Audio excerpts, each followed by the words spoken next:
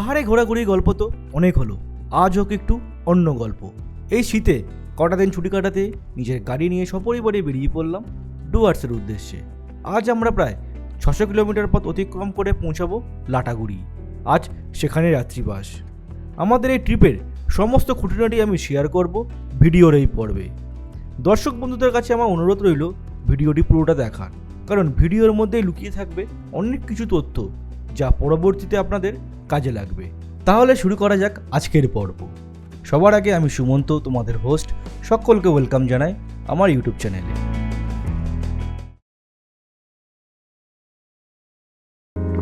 ভোর 4:30 আমরা আমাদের জার্নি শুরু করেছিলাম। কুয়াশা মাখা রাস্তার মধ্যে দিয়ে আমরা ধীরে ধীরে এগিয়ে চললাম, যদিও গাড়ির স্পিড কিন্তু ভালোই ছিল। আর এখনকার temperature according to Google 14 degree centigrade. ঠান্ডা কিন্তু বাইরে বেশ ভালোই আছে। আমরা গাড়িতে ছিলাম বলে অতটা টের পাচ্ছিলাম না।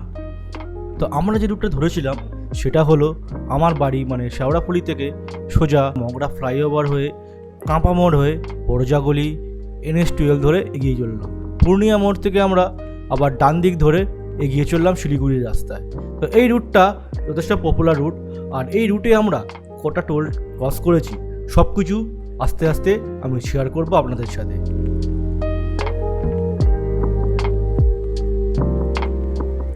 আমরা ন্যাশনাল হাইওয়ে 12-তে উঠে পড়েছি। রাস্তার কন্ডিশন এখন কুয়াশা আছে অল্প অল্প, খুব একটা কুয়াশা নেই। যেটা ভয় পাচ্ছিলাম যে কুয়াশা থাকবে, বাট নর্মাল রোড, রাস্তা ফাঁকাই আছে এখনো পর্যন্ত। এবার দেখা যাক পরে কি হয়। এখন বাজে ঘড়িতে 5:42।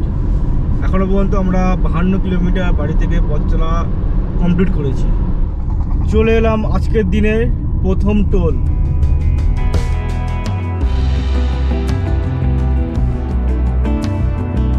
এখানে কি সুন্দর চার্জগুলো সাজিয়েছে। আমার বাঁ দিকে একটা চার্জ আছে, কি সুন্দর এখানে সাজিয়েছে।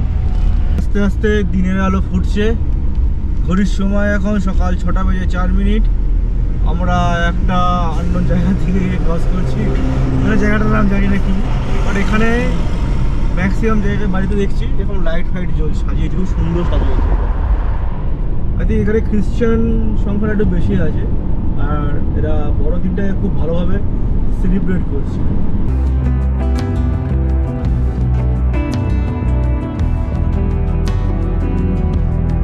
বাইরে প্রচন্ড কুয়াশা পড়েছে, পুরো ঘোলা হয়ে গেছে। যতই আমরা এগিয়ে চলছি দেখছি রাস্তায় কিন্তু কুয়াশার দাপট ভালোই আছে। ঘড়ি কাটায় এখন সকাল 7:20। বাড়ি থেকে এখনো পর্যন্ত 170 কিলোমিটার পথ আমরা অতিক্রম করে এই এখন আছি মুর্শিদাবাদ ডিস্ট্রিক্টে। তো এখানে দাঁড়িয়েছি একটা ছোট্ট চা বিরতির জন্য। আর বাইরের টেম্পারেচার এখন 14 ডিগ্রি সেন্টিগ্রেড। আর ঠান্ডা কিন্তু ভালোই আছে। পিছনে আমার দাঁড়িয়েছে রেড রাইনো।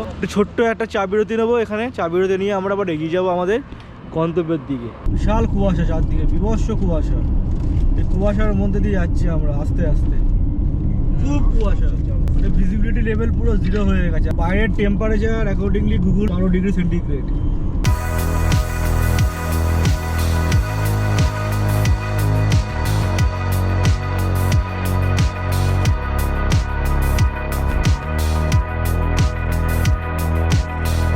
ঘড়ির সময় এখন সকাল 9:42।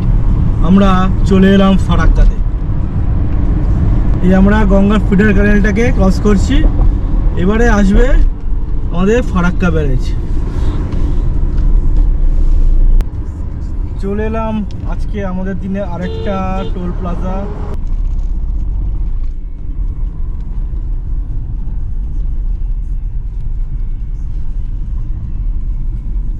ফারাক্কা ব্যারেজের ওপর দিয়ে এবার যাবো।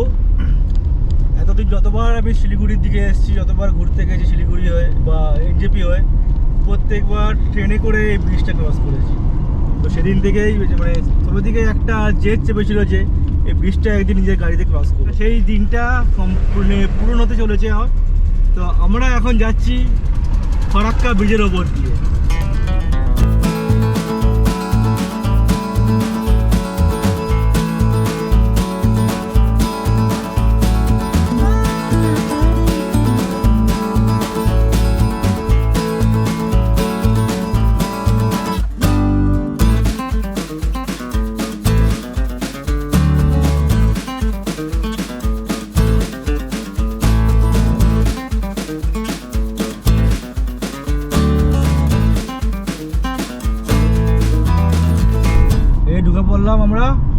মালদা ডিস্ট্রিক্ট।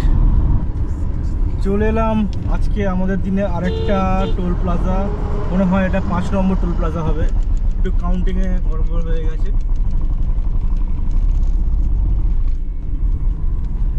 সময় করি এখন সকাল 11টা বেজে 25 মিনিট। আমাদের এখনও পর্যন্ত বাড়ি থেকে 350 কিলোমিটার পথ চলা কমপ্লিট হয়ে গেছে, আরও মোটামুটি 300 কিলোমিটার মতো পথ বাকি আছে।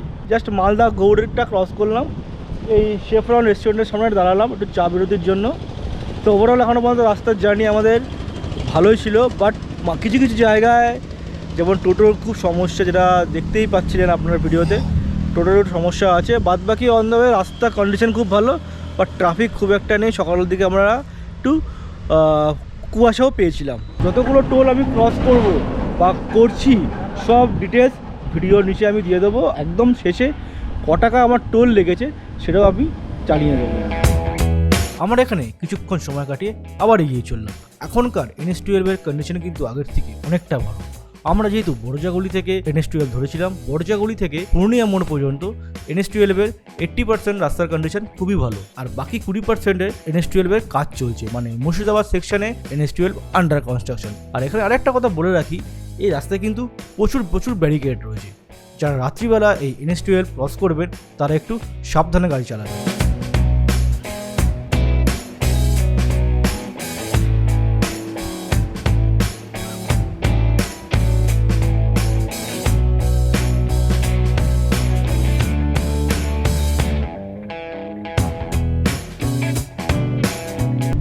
আমরা চলে এলাম পূর্ণিয়া মোড়।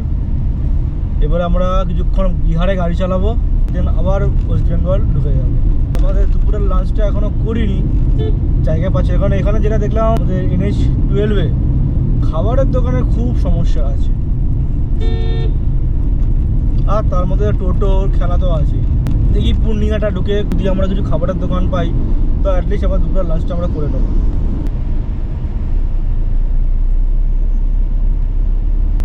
এই হচ্ছে পূর্ণিয়া ফ্লাইওভার, আমরা ডান দিক নিয়ে নেবো। এবারে অনেকের ভিডিও দেখেছি, এখানটা একটু জ্যাম থাকে। ম্যাপেতে যে পয়েন্টগুলো অ্যাড করেছিলাম তার মধ্যে এই পয়েন্টটাও ছিল। তো অ্যাকর্ডিং টু গুগল দেখাচ্ছে 2:15 নাগাদ এটা আমরা ক্রস করবো।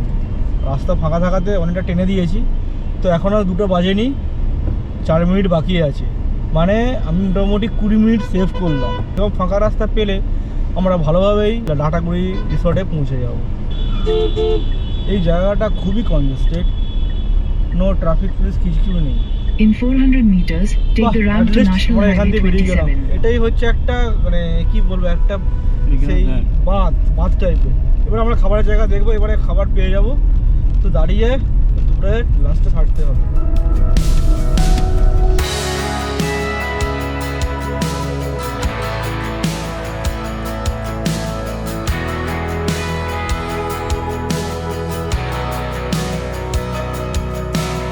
আমরা এই জাস্ট লাঞ্চ করলাম দুপুরে, তো সেই সময় গোপ্রোয় চার্জটা শেষ হয়ে গেছিলো, তো সেই জন্য আমি আর দেখাতে পারলাম না। তো আমরা মোটামুটি অনেকটা পথই অতিক্রম করে নিয়েছি, আর আমাদের 160 কিলোমিটার বাকি আছে। গুগল দেখাচ্ছে 3 থেকে 3.5 ঘন্টা সময় লাগবে।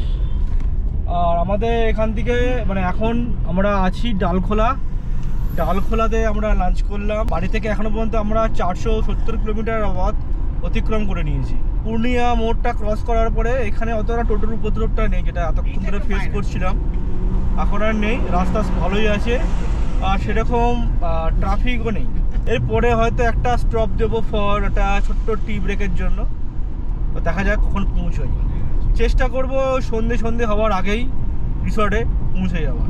হ্যাঁ, আরেকটা কথা, আমরা তো নিজেরা খেলাম, তো গাড়িটাও খাওয়াতে হবে। গাড়িও বলছে এবার খেতে দাও, এবার গাড়িটা খাওয়াবো। আপনারা অপরূপ এই সৌন্দর্য উপভোগ করুন, রাস্তার সৌন্দর্য। আজকে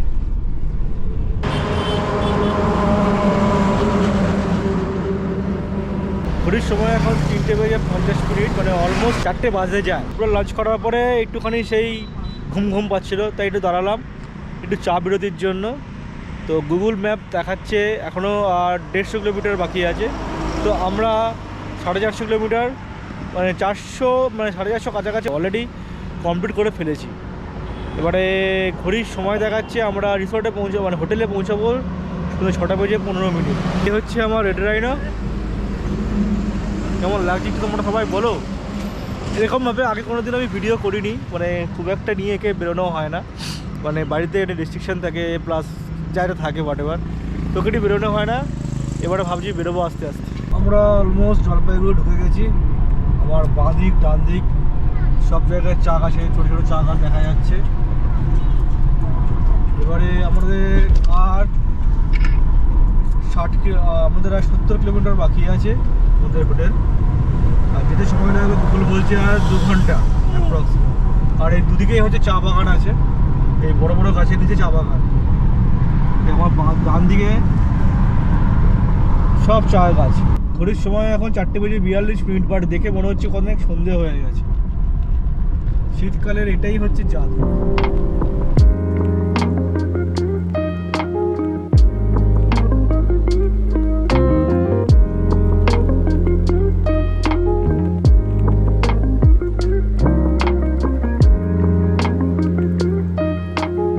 আমরা মহানন্দা ব্যারেজে ঢুকছি।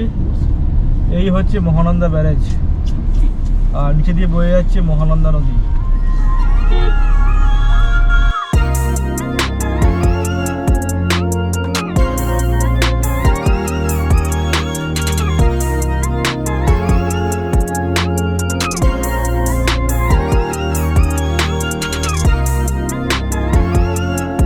আমাদের আর বেশি বাকি নেই, আর 54 কিলোমিটার বাকি আছে, আমরা অনেকটাই পৌঁছে গেছি। সময় ঘড়ি এখন সন্ধ্যে 7:10। আমরা 6:30 নাগাদ হোটেলে চেক ইন করলাম। এই হচ্ছে আমাদের হোটেলের আউটার ভিউটা। আর এই অন্ধকারে আপনারা ভালো করে কিছু বুঝতে পারবেন না, এখন অলরেডি অনেক রাত্রি হয়ে গেছে। তো আমি কালকে একটা ভালো ভিডিও এই হোটেলের বানাবো সকালের দিকে। আমাদের হোটেলের নাম হচ্ছে হোটেল সোনার বাংলা রিসর্ট। এটা একদম লাটাগুড়ি যে জঙ্গল সাফারিটা হয়, গরুমারা যে গেটটা, তার থেকে একটু এগিয়ে গিয়ে একটা ডবল বেডেড রুম। এখানে 3 জনও থাকতে পারবেন, বা যদি কারোর ফ্যামিলি থাকে পুরো অ্যাডাল্ট একটা বাচ্চা নিয়েও থাকতে পারবেন। টিভি আছে, এখানে একটা টেবিল আছে, এখানে মিরর আছে, আর এখানে দুটো চেয়ার, আর এদিকে হচ্ছে ওয়াশরুম। ওয়াশরুমে জায়গা থাকে, অ্যামেনিটিস সব কিছু আছে, এই গিজারও আছে, 24 আওয়ার্স জল। দুটো ডবল বেড করেছি। এই যে রুমটা আছে সেমি হচ্ছে আমাদের পাশের রুমটা, যেটাতে আমার বাবা আর শ্বশুরমশাই আছেন। আপাতত কালকে আমাদের প্ল্যানিং হচ্ছে সকালবেলা আমরা জঙ্গল সাফারিটা করব, তারপরে আমরা ডুয়ার্সের 7 পয়েন্টে আমরা ঘুরে দেখব, যতটা পসিবল হয় ঘুরে দেখব কালকে। আর বাকিটা আমরা তারপরে দিন যখন আমরা এখান থেকে একটা জায়গায় যাব। আর একটা জায়গায় কোথায় যাব সেটা এখনও সারপ্রাইজ, সেটা কিন্তু যেদিনকে যাব সেদিনকেই বলবো। তো যেটা আমি আগেই বলেছিলাম, আমরা কিন্তু বড়জাগুলি থেকে NH-12 ধরেছিলাম। তো বড়জাগুলি থেকে লাটাগুড়ি পর্যন্ত মোট 9টা টোল আমরা ক্রস করেছি। বড়জাগুলি থেকে লাটাগুড়ি পর্যন্ত টোটাল আমরা টোল চার্জ দিয়েছি 935 টাকা। সুপ্রভাত সকলকে। কুয়াশাচ্ছন্ন সকাল দিয়ে শুরু হলো লাটাগুড়ির একটা সুন্দর দিন। বাইরে কত কুয়াশা পড়ছে দেখেছো? ওয়েদার ফরকাস্ট বলছে এখন টেম্পারেচার 12 ডিগ্রি সেন্টিগ্রেড। আর এই হচ্ছে আমাদের রিসোর্টের মর্নিং ভিউ। আর বাইরেটা কি সুন্দর লাগছে না? তো আজ আমাদের প্ল্যান হলো প্রথমে আমরা জঙ্গল সাফারি করব, তারপর কিছু খাওয়া দাওয়া করে আমরা যাব ডুয়ার্সের সাইট সিন করতে। ঘড়ির সময় এখন সকাল 8টা। আমি যাচ্ছি জঙ্গল সাফারির টিকিট করতে। এই সাফারির টিকিট বুকিংয়ের সমস্ত ডিটেলস আমি ধীরে ধীরে তোমাদের সাথে শেয়ার করে নেব। তাহলে চলো একেবারে তোমাদের সাথে দেখা হচ্ছে সাফারির বুকিং কাউন্টারের সামনে। আমি এখন চলে এলাম জঙ্গল সাফারি বুকিং কাউন্টারের সামনে। আমার সামনে যে ছোট্ট ঘরটা দেখা যাচ্ছে ওখান থেকেই টিকিট দেয়। আর আমার পেছনে যে গাড়িগুলো দেখতে পাচ্ছেন এই গাড়িগুলো করেই সাফারি হয়। এখানে 3টে স্লটে সাফারি হয়, একটা সকাল 6টা, একটা সকাল 9টা, আর একটা দুপুর 3টে দিকে। এটা হচ্ছে শীতকালে। আর গরমকালে বিকেল 3টে যে স্লটটা আছে ওটা হয় 4টে থেকে। আর প্রত্যেক কটা গাড়িতে 6 জনের বেশি কিন্তু নেয় না। আর এখানে সাফারির খরচা যেটা হচ্ছে সেটা হলো গাড়ি প্লাস গাইড নিয়ে হচ্ছে 1680 টাকা। আর পার হেড টিকিট হচ্ছে 50 টাকা করে। 5 বছরের নিচে বাচ্চাদের কোনো টিকিট লাগে না। আপনারা এই লাটাগুড়ির যে সমস্ত হোটেল বা রিসোর্টে থাকবেন সেখানে গিয়ে যদি আপনি এই সাফারি সম্বন্ধে কোনো কোয়ারি করেন, এই হোটেলের লোকেরা বলে দেবে যে এই সময় খুব পিক সিজন, আপনারা কিন্তু টিকিট নাও পেতে পারেন। আমাদের কাছে এজেন্ট আছে, চাইলে আপনাকে নাম্বার দিয়ে দেবো। এটাই হচ্ছে এখানকার খেলা। আমি যে হোটেলে ছিলাম আমাকেও কিন্তু সেই একই জিনিসটাই বলা হয়েছিল। তো অগত্যা আমি তাদের ফাঁদে পা দিই আর আমি এজেন্টের থ্রুতে যাই। তো এখানে বলে রাখি, যদি আপনারা এজেন্টের থ্রুতে যান তাহলেও কিন্তু যখন টিকিট দেবে আপনাকে প্রেজেন্ট থাকতে হবে। যা খরচা তার থেকে 1000-1200 টাকা এক্সট্রা লাগবে। আপনি 1000-1200 টাকা দিলেন এক্সট্রা, প্লাস আপনি টিকিটের কাউন্টারে লাইন দিলেন। আর এখানে যারা ফরেস্ট রেঞ্জার অফিসাররা আছেন তারা কিন্তু এই এজেন্টদের সেরকম অগ্রাধিকার দেয় না। মানে যিনি পর্যটক তাকে প্রেজেন্ট থাকতেই হবে। আপনি ভাবলেন আমি এজেন্টের থ্রুতে গেছি তো আমি ঠিক সাফারির টাইমে চলে যাব, তাহলে কিন্তু আপনি কোনো টিকিটই পাবেন না, আর আপনার টাকাটা পুরো জলে চলে যাবে। আর এই জঙ্গল সাফারি বুকিংয়ের জন্য যিনি টিকিট কাটতে যাবেন তার একটি পরিচয়পত্রের জেরক্স কপি লাগবে, সেটা আধারই হোক বা ভোটারই হোক বা প্যান কার্ডই হোক বা ড্রাইভিং লাইসেন্সই হোক। পরিচয়পত্র ছাড়া কিন্তু টিকিট দেবে না। যদি আপনাদের গ্রুপে 6 জন থাকে, 6 জনের মধ্যে যে কোনো একজন গেলেও কিন্তু এই টিকিটটা আপনারা পেয়ে যাবেন। আর এখানে যে জঙ্গল সাফারির স্লটগুলো আছে তার ঠিক 15 মিনিট আগে থেকে কাউন্টারের অফিস খুলে যায়, মানে 15 মিনিট আগে থেকেই টিকিট দেওয়া চালু হয়ে যায়। আর প্রত্যেক স্লটে কিন্তু 15টা করে গাড়ি যায়, যতক্ষণ না 15টা গাড়ি ভর্তি হবে তখন কিন্তু এখানে টিকিট দেবে। আর 15টা গাড়ি ভর্তি হয়ে গেলে কাউন্টার বন্ধ হয়ে যাবে।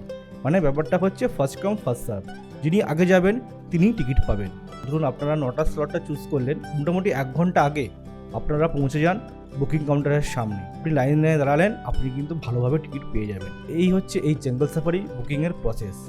আর একটা আপডেট দেওয়ার আছে, সকালে আমাদের যে হোটেলের যে ভিউটা দেখাতে পারিনি, এটা আমি জঙ্গল সাফারিটা করে আসবো, করে আসার পরে আপনাদেরকে আমি এটা আমাদের হোটেলের যে আউটডোরটা আছে দেখিয়ে দেবো। আউটডোরটা কিন্তু বিউটিফুল জায়গাটা, খুব সুন্দর সাজানো গোছানো, ভালো বসার জায়গা আছে, আর ইভেন পার্কিং স্পেসও আছে। যেটা অনেকে ভাবে যে গাড়ি নিয়ে আসবো, এটা মাথার মধ্যে আমাদের চিন্তা থাকে গাড়িটা কোথায় রাখবো। আর সকালের দিকে কিন্তু ঠান্ডা মারাত্মক পড়েছে, আর বিভৎস ডেন্স ফগ ছিল। ঠান্ডায় আমি আর ক্যামেরা বার করিনি, কারণ টেনশন ছিল যে কখন গাড়িটা আমরা পাবো, কি করে বুকিং করব, যেহেতু একটা এজেন্টকে দিয়েছি, একটা চিন্তা থাকেই কি হবে না হবে। আজকে এই প্ল্যানটা হচ্ছে আমরা জঙ্গল সাফারি করব, জঙ্গল সাফারি করে এসে হোটেলে যাব, দেন তারপরে 7 পয়েন্ট আমাদের নিজেদের গাড়িতে আমরা বেরোবো। যতটা পারবো দেখবো, যতটা যেগুলো বাকি থাকবে সেগুলো পরের দিন কভার করব। এই হচ্ছে আপাতত এখন আমাদের বেসিক প্ল্যান। এবার পরে কি হবে সেটা দেখা যাক। কি আমাদের গাড়ি, আমরা উঠে পড়েছি গাড়িতে, আমরা এবার জঙ্গলে যাচ্ছি। এই জঙ্গল স্টার্ট হচ্ছে এবারে। এখানে প্রাইভেট গাড়ি অ্যালাউড করবে না একটা ট্যুরিস্টদের, জানি না করতে পারে এখানে। আর এখানে অনেক রিসোর্টও আছে। হচ্ছে লাটাগুড়ি জঙ্গলের রেল লাইন, আর সামনে হচ্ছে লাটাগুড়ি রেলওয়ে স্টেশন, ওই দেখা যাচ্ছে। আমরা ঢুকে পড়লাম গুরুমারা জঙ্গলের মধ্যে, খুব সুন্দর লাগছে। মানে অনেক দিন ধরে ভাবছিলাম একটা জঙ্গল সাফারি করব, অবশেষে সে মাহেন্দ্র খন্ডা চলে এসছে। আমরা বেরিয়ে পড়েছি জঙ্গল সাফারি করতে অভয়ারণ্যের মাঝে।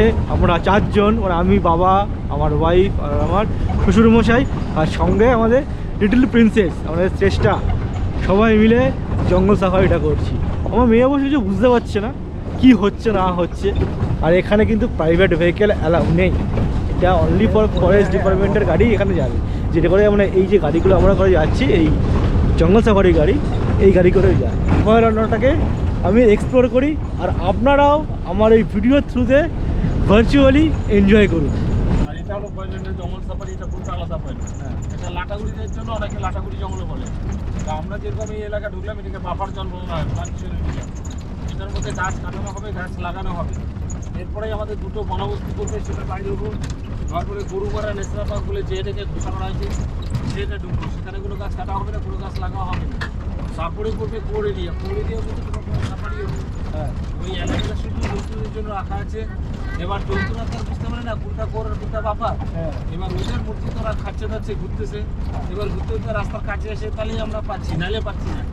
তাতে অনেক সময় তারাও খেতে হয়, আবার অনেক সময় কোনো কিছুই পায় না, শুধু জঙ্গল দেখে চলে আসতে হয়।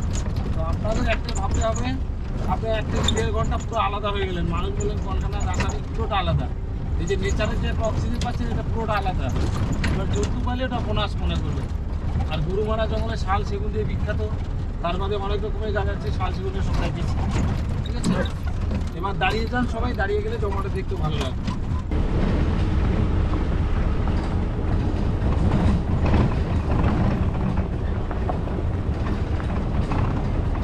আর সাফারি করবো আমরা মোটামুটি 30 থেকে 35। নেপাল, ভুটান সব একটাই জঙ্গল। আর নামগুলো আলাদা নাকি? জঙ্গল একটাই? জঙ্গল একটাই, শুধু জায়গার নাম আলাদা, রেঞ্জের নাম আলাদা।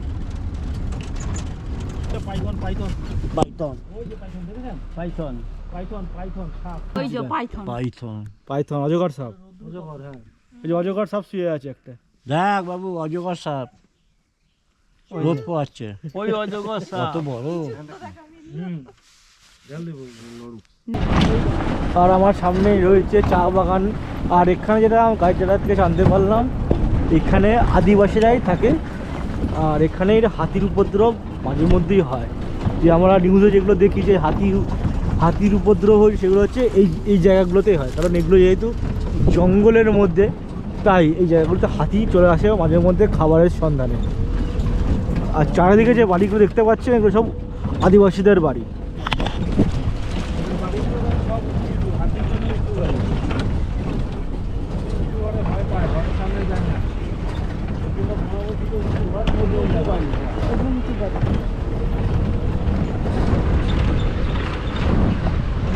ওই যে আগে যে জঙ্গলটা দিয়ে এলাম, ওটা হচ্ছে ম্যানমেড, মানে মানুষের তৈরি।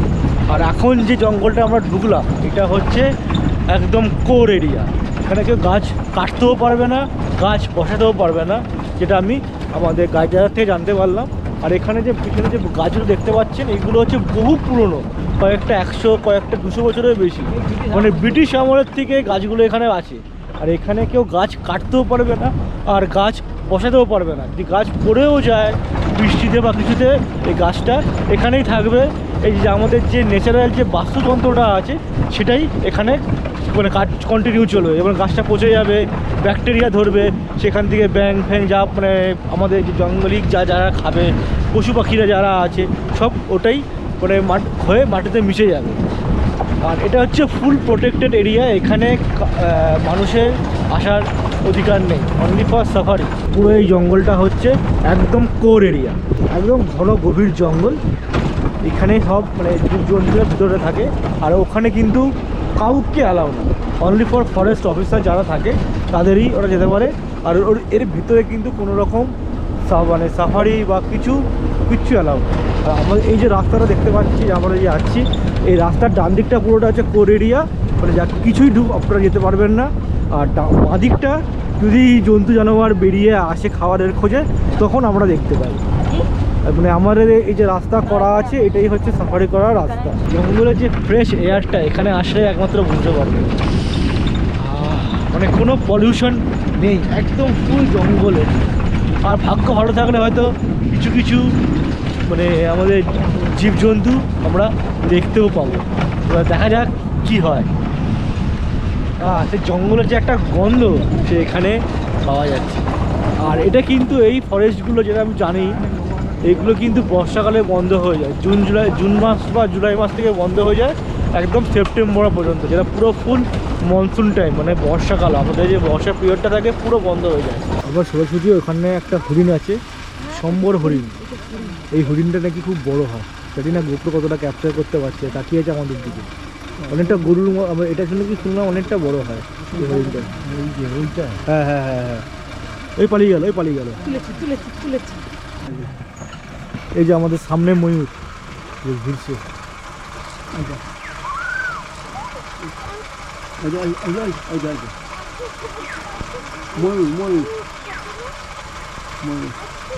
ওই সামনে আঙুরে সোজাসুজি ওই যে একটা বাইসন দেখতে পেয়েছি আমরা, ওই যে বাইসন ওরা খাচ্ছে জঙ্গলের মধ্যে, দেখতে যাবো। খতরনাক, হাতিতে খতরনাক গুতো আমার গুতো আছে, সিং আছে তো। এই প্রথম আমি জঙ্গল সাফারি করলাম। তোমরা বিশ্বাস করতে পারবে না আমি কতটা আনন্দ পেয়েছি। 2 ঘন্টা যে কিভাবে কেটে গেল সত্যিই বুঝতে পারিনি। সাফারি যখন শুরু করি, মনে খালি একটাই কথা চিন্তা হচ্ছিল, এত বেলায় আমরা কি কিছু দেখতে পাবো? জঙ্গল কিন্তু আমাদের খালি হাতে ফেরায়নি। আমরা পাইথন, সম্বর হরিণ, ময়ূর, বাইসন, আরও নাম না জানা অসংখ্য পাখির দেখা পেয়েছি। আমাদের গাইড দাদার থেকে যেটা জানতে পারলাম, মর্নিংয়ে যে সাফারিটা হয়, মানে সকাল 6টার সাফারিটা, ওই সময় এলে নাকি আরও অনেক বন্যপ্রাণী দেখা যায়। সত্যি আমি ভাবতে পারিনি প্রথমবার জঙ্গল সাফারির এক্সপিরিয়েন্স যে এতটা সুন্দর হবে। অরণ্য সুন্দরী, তোমায় কথা দিয়ে গেলাম, সময় পেলে আমি আবার তোমার কাছে ছুটে চলে আসব। জঙ্গল সাফারি শেষ হয়ে গেছে, এই জাস্ট আমাদের হোটেলে এলাম।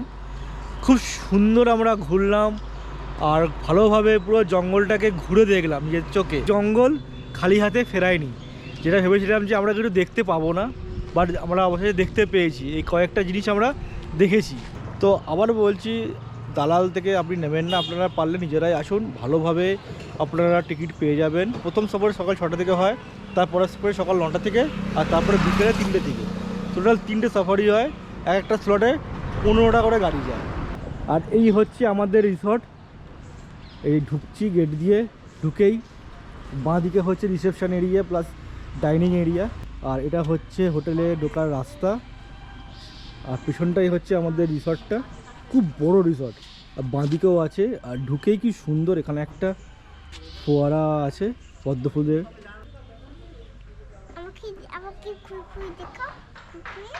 এই তো দেখো, এখানে একটা ছোট্ট কাঠের সাঁকো মতো আছে, আর এটা হচ্ছে আর্টিফিশিয়াল একটা জলাশয় তৈরি করা আছে। এখানে কিন্তু পদ্ম ফুটে আছে। ওপরের রুমটা হচ্ছে আমাদের 1 আর 2 হচ্ছে আমাদের রুম, আর এগুলো সব পরপর রুম আছে। এবার চলুন আপনাদেরকে নিয়ে যাই হচ্ছে পার্কিং এরিয়া, যেখানে আমি আমার গাড়িটা রেখেছি। এই যে এখান দিয়ে পার্কিংয়ে যাওয়া যায়, এটা হচ্ছে পার্কিং এরিয়া। এই যে আমার এখানে অরেঞ্জ রাইনো দাঁড়িয়ে আছে, যথেষ্ট বড় পার্কিং আছে, আপনারা দেখতেই পাচ্ছেন। এখানে অনেকগুলো গাড়ি রাখতে পারবে। পুরো প্রপার্টিটাই হচ্ছে আমাদের এই রিসর্ট সোনার বাংলার। এই যে পেছনের দিকে যে রুমগুলো আছে, ওগুলো কিন্তু এই প্রপার্টির আন্ডারে। খুব সুন্দর সাজানো গোছানো। আমি যে বিল্ডিংটায় আছি ওটা ওল্ড বিল্ডিং, আর এইগুলো হচ্ছে নিউ বিল্ডিং। আর হয়তো মেবি এর চার্জটাও একটুখানি বেশি হতে পারে, আমি শিওর নই। আর এখানেও বসার জন্য ভালো জায়গা আছে, আপনারা এখানে বসে আপনাদের কোয়ালিটি টাইম স্পেন্ড করতে পারবেন। মানে সত্যি বলতে গেলে আমার তো এই রিসর্টটাকে খুব ভালো লেগেছে। আমি যে রুমটায় আছি, এই রুমটার ভাড়া আমার পড়েছে হচ্ছে 1500 টাকা করে পার নাইট। তো আমরা টোটাল 2 নাইট থাকবো, তো আমাদের 2টো রুম আছে, তো আমাদের টোটাল 6000 টাকা লেগেছে পার। 2টো রুম মিলিয়ে পার নাইট 3000 টাকা। আপনাদের যদি এই রিসর্টটা ভালো লেগে থাকে, ডিসক্রিপশন বক্সে আমি সব ডিটেলস দিয়ে দেবো, আপনারা ফোন করে বুক করতে পারেন। আমরা বেরিয়ে পড়লাম আজকে ডুয়ার্স 7 পয়েন্ট দেখার জন্য। আমরা এখন যাচ্ছি গরুমারা ন্যাশনাল ফরেস্টের মধ্যে যে রাস্তাটা আছে সেটা দিয়ে। ডুয়ার্সে 7 পয়েন্টসগুলো আছে।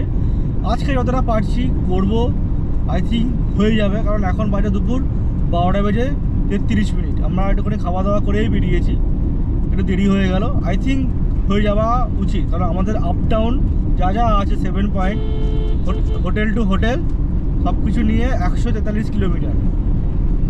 যদি কিছু পয়েন্ট মিস হয়ে যায় আমরা বাদ দিয়ে দেবো। আর আমাদের আজকে মেন মোটো ছিল যে জঙ্গল সাফারিটা করার, সেটা আমাদের হয়ে গেছে। এদিকে চা বাগান, এই যে চা গাছে জল দিচ্ছে।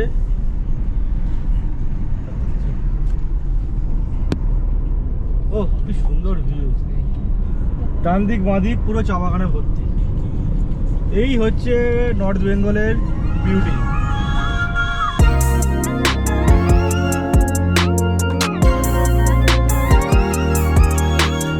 চলে এলাম আজকের দিনের প্রথম স্পট, এটা হচ্ছে মূর্তি রিভার বেড। ডুয়ার্স 7 পয়েন্টের প্রথম ভিউ পয়েন্ট হচ্ছে এই মূর্তি রিভার বেড। আর এখানে আসার কোনো কিন্তু এন্ট্রি ফিও লাগে না, আপনারা নর্মাল আসতে পারেন। এখানে খুব সুন্দর ছবি তুলতে পারবেন, আর ভালোই, মানে বেশি ডিপ না। অনেকে দেখুন পেছনে আছে ছবি তুলছে, ওখানে পুরো ক্রিস্টাল ক্লিয়ার ওয়াটার।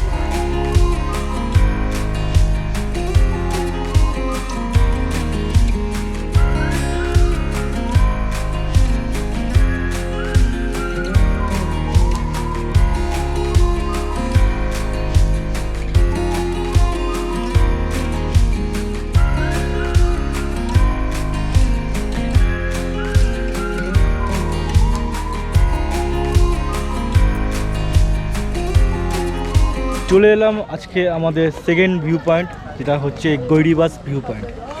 এই আমার পেছনেই হচ্ছে গৈরিবাস ভিউ পয়েন্ট। তো আমাদের অলরেডি পাহাড় চড়া শুরু হয়ে গেছে, আর খুব সুন্দর একটা ভিউ এখান থেকে দেখা যাচ্ছে।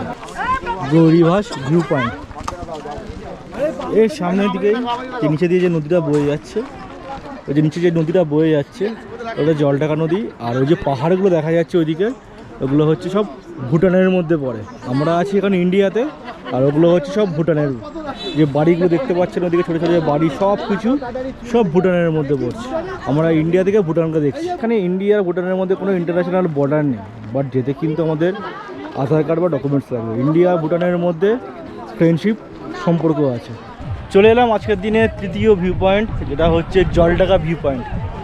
মানে এখানে একই সব ভিউ পয়েন্ট, মানে নদী, মানে জলঢাকা নদীটা যেদিক দিয়ে গেছে এক একটা জায়গার এক একটা নাম। জলঢাকা নদীর পিছনটা হচ্ছে ভুটান, আমরা দাঁড়িয়েছি ইন্ডিয়াতে।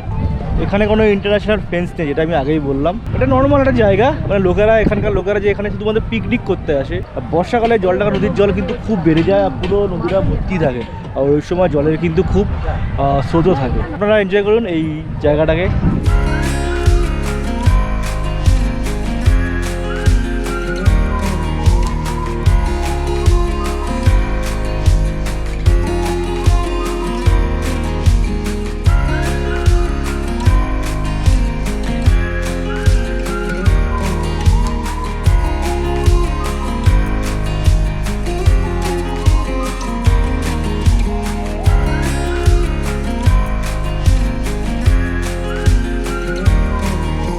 সময় ঘুরিয়ে এখন 3:30। আমরা দাঁড়ালাম এই RJ হোমস্টের সামনে। আজকের দিনে আমরা লাঞ্চ করব। লাঞ্চটা একটু ডিলেই হয়ে গেল। এই প্রথমবার পাহাড়ে আমি ড্রাইভ করছি, আপনারা তো ভিডিও দেখতেই পাচ্ছেন। আর সত্যি মানে একটা যে ইচ্ছে ছিল যে অনেক দিন ধরে যে পাহাড়ে ড্রাইভ করব, সেটা আজকে পাহাড়ে ড্রাইভ করে নিজেকে মানে কি বলবো, একটা আলাদা আনন্দই অনুভূত হচ্ছে আমার উপর দিয়ে। পাহাড়ে যে ড্রাইভ করার যে একটা আনন্দই আলাদা, মানে যেটা আজকে আমি ফিল করছি। কিছু বলার না, কি আর বলো, ভাষায় প্রকাশ করতে পারছি না। খুব ভালো লাগছে। আগামী মানে সময় ইচ্ছা আছে যে আরও পাহাড়ে ঘুরবো নিজের গাড়ি ড্রাইভ করে। এই যে RJ হোমস্টেতে আমরা আজকের লাঞ্চটা করছি, আর জায়গাটা খুব সুন্দর জায়গা। এই RJ হোমস্টের পেছন দিয়েই বয়ে যাচ্ছে জলঢাকা নদী, আর তার পেছনেই হচ্ছে পাহাড়। এটা হচ্ছে ভুটানের আন্ডারে পড়ছে। মানে সত্যি একটা জায়গা, খুব অসাধারণ লাগছে জায়গা। আর রাস্তা এখনও পর্যন্ত কন্ডিশন খুব একটা ভালো না, খুব একটা খারাপও না, আমি নর্মাল। রাস্তা কন্ডিশন ঠিকঠাক, ভালো মন্দ মিশিয়ে আছে। এখানে আপনারা থাকতেও পারবেন, থাকার খুব সুন্দর ব্যবস্থা রয়েছে। ওই দেখুন তলার দিকে যে কয়েকটা লোক ঘুরছে, ওখানে রুম আছে, এখানে বসার জায়গা আছে। এবং এখানে মনে হয় ক্যাম্প ফায়ারও করা যেতে পারে। আর সামনের দৃশ্যটা দেখুন, খালি জলঢাকা নদী বয়ে চলেছে, আর ওটা হচ্ছে ভুটানের পাহাড়। আর আপনারা যদি এখানে থাকতে চান তাহলে খুব একটা ভালো ভিউ উপভোগ করতে পারবে। মানে ইন্টারন্যাশনাল জায়গা, ইন্ডিয়াতে থাকছেন, শুধু আপনার ইন্ডিয়া ভুটানের মাঝখানে জল বয়ে যাচ্ছে, আর পাশেই হচ্ছে ভুটান। খুব সুন্দর জায়গা, খুব সুন্দর জায়গা। ঘড়ি কাটায় এখন বিকেল 5:10। এই আধ ঘন্টা হলো আমরা হোটেলে এলাম। তো যেটা আগেই বলেছিলাম, আজকে আমরা ডুয়ার্সে 7 পয়েন্টের জন্য বেরিয়েছিলাম। তো আমি যেটা আগেই বলেছিলাম যে যতটা পারবো আজকে কভার করব। তো দুঃখের বিষয় পুরোটা পারিনি, আমরা মাত্র 3-4টে পয়েন্ট ঘুরে এসেছি। তো বাকি যেগুলো আছে কালকে আমরা কভার করার চেষ্টা করব। যারা প্রথম পাহাড়ে ভাবছেন যে গাড়ি নিয়ে যাব, কেমন করে গাড়িটা চালাবো, কেমন কি এক্সপিরিয়েন্স হবে, যে ঠিকঠাক চালাতে পারবো কি না, তো তাদের উদ্দেশ্যে আমি বলবো, যদি আপনারা পাহাড়ে গাড়ি চালাতে চান তাদের জন্য এই ডুয়ার্সটা কিন্তু পারফেক্ট প্লেস একবার পাহাড়ে হিল ড্রাইভ এক্সপিরিয়েন্স নেওয়ার জন্য। এইখানে যে পয়েন্টগুলো আছে, ঝালং বিন্দু, এইসব পয়েন্টগুলো, এগুলো যাওয়ার জন্য পাহাড়ের রাস্তা দিয়ে আপনাদের উঠতে হবে, যেটা আপনারা অলরেডি দেখলেন আমার এই ভিডিওর পর্বে।